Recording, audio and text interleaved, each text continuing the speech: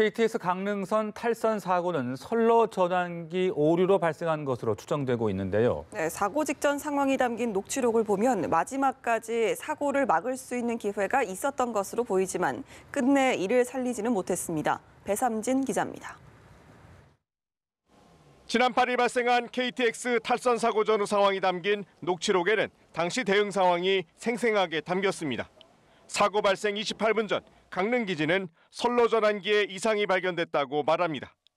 결국 현장에 영무원을 보냈는데 점검을 마친 영무원은 열차를 보낼 수 있다고 보고합니다. 문제가 있던 서울 방향 전환기가 아니라 강릉 차량기지 쪽 선로 전환기를 점검한 건데 관제사들이 사고 직전까지 선로 전환기 수동 조작을 두고 고심했지만 사고를 피하지 못했습니다. 지난해 9월 경의중앙선에서는 강릉선 시설 점검을 위해 투입된 기관차 2대가 추돌하는 사고가 났습니다. 당시에도 신호 오류 가능성이 제기된 상황. 이후 동일한 궤도 회로 장치에 있는 7,600곳을 자체 점검했지만 이상이 없다는 결론을 내렸습니다.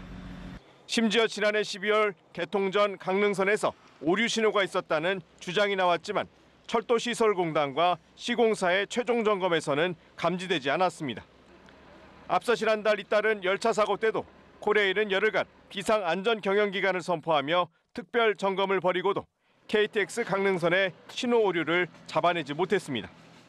개통 이후에도 오류 신호가 나타났다는 지적이 있었던 만큼 누군가 의심을 가지고 꼼꼼하게만 점검했더라면 피할 수 있었던 사고인 셈입니다.